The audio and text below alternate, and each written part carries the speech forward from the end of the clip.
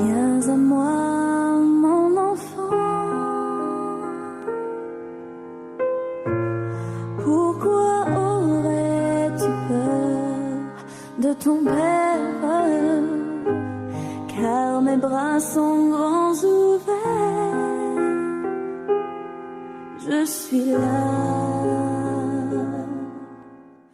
Nous vous accueillons dans 10 jours de prière 2023 dont le thème est « Retour à l'autel », l'autel de prière, c'est-à-dire accorder plus de temps à Dieu. Nous vous invitons à un voyage de 10 jours de prière au cœur même de Dieu, car auprès de lui, les fardeaux sont allégés, les blessures sont guéries et les forces renouvelées. Vous serez mis au défi de construire à nouveau votre autel d'adoration personnelle au Dieu vrai et vivant, car il a promis.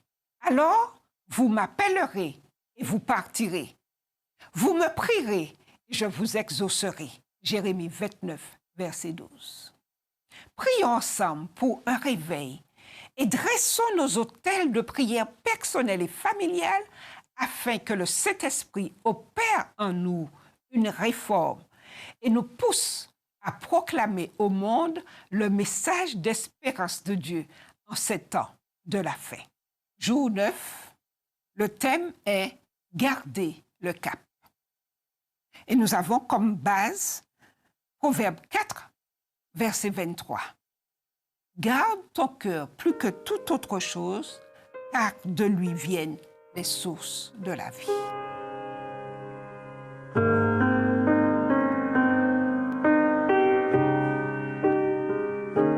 Chers amis, nous vous souhaitons à nouveau la bienvenue dans nos 10 jours de prière qui ont pour thème « Retour à l'autel, le culte préserve la santé de l'esprit ». Nous en sommes donc aujourd'hui à notre 9e jour. Et notre Dieu nous invite à garder le cap. Nous lisons dans le livre des Proverbes, chapitre 4 et verset 23, « Garde ton cœur plus que toute autre chose. De lui viennent les sources de la vie. » À ces mots, je vous invite à incliner la tête et nous prions ensemble. Éternel, notre Dieu, notre Père, nous voulons une fois de plus te remercier. Te remercier pour tes bontés qui sont infinies dans nos vies. Et alors que, Père éternel, tu nous demandes de garder nos cœurs plus que toute autre chose, nous voudrions, Père éternel, que tu viennes nous aider à continuer à t'ouvrir nos cœurs afin que tu puisses venir y mettre la présence de ton esprit et que nous puissions enfin être ce que tu veux que nous soyons. Nous n'avons pas de mérite, mais nous te prions dans le doux et beau nom de Jésus, notre Sauveur. Amen.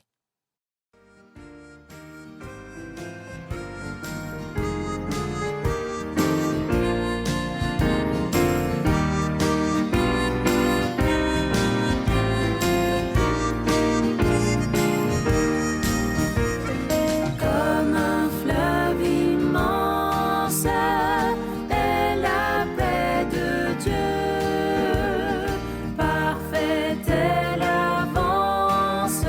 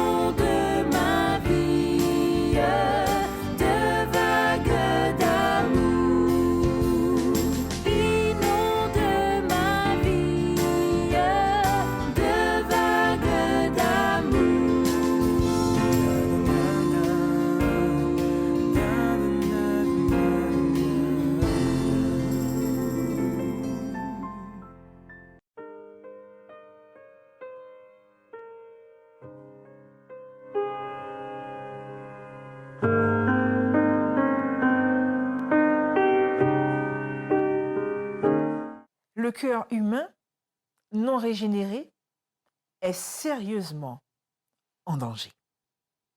Si vous regardez les informations, chaque jour, vous entendez ou voyez des êtres humains agir d'une manière qui fait douter de leur humanité. Si de remarquables actes d'amour et de bonté se produisent à chaque instant dans le monde, il ne fait toutefois aucun doute que le mal se manifeste également partout dans notre société. Si nous sommes à juste titre scandalisés par les guerres incessantes, la corruption politique et la violence insensée à grande échelle, nous devons également reconnaître que des hommes ou des femmes déséquilibrés commettent partout des actes ignobles. À vrai dire, la Bible n'a rien à dire de positif sur le cœur humain qui n'est pas abandonné à Jésus-Christ. L'Écriture déclare « Le cœur est tortueux par-dessus tout et il est incurable. Qui peut le connaître ?» Le cœur auquel Dieu fait référence ici n'est pas tant l'organe situé dans notre poitrine, mais le cœur cérébral, le siège de la pensée, le centre de la spiritualité et de la morale, source d'où jaillissent nos désirs.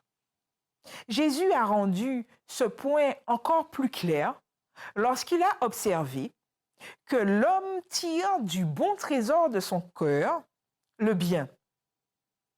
Que l'homme tire du bon trésor de son cœur le bien.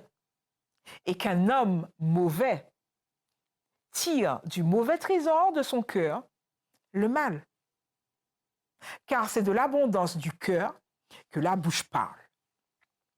Montrant l'importance de l'esprit humain, Ellen White affirme dans L'Esprit, le caractère et la personnalité, volume 1, page 72, que l'esprit contrôle l'homme tout entier.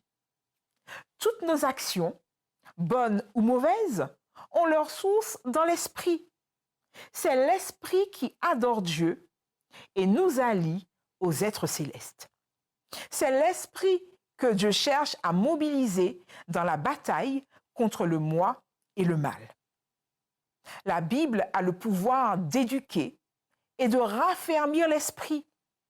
Ce qui fait dire à Ellen White dans Témoignages pour l'Église, volume 5, page 24, que rien ne peut donner autant de vigueur à toutes les facultés que d'exiger des étudiants qu'ils saisissent les vérités stupéfiantes de la révélation. L'esprit s'adapte progressivement aux sujets sur lesquels on lui permet de s'attarder. Quelle bénédiction donc de savoir que nos esprits peuvent être remodelés par la parole de Dieu qui guérit. Nous terminons avec cette prière. Père éternel, nous voulons en cet instant te demander de nous aider, Père éternel, car nous savons que nos cœurs sont mauvais et que nous ne pouvons rien faire de bon si tu ne viens nous aider. Alors oui, nous te le demandons. Change nos cœurs. Donne-nous des cœurs qui soient capables de t'aimer, des cœurs qui soient capables de t'obéir selon ce que tu nous promets dans ta parole. Nous remettons nos vies entre tes mains et nous te remercions de ce que tu nous as entendu et de ce que tu nous as déjà répondu. Nous te prions au nom de Jésus. Amen.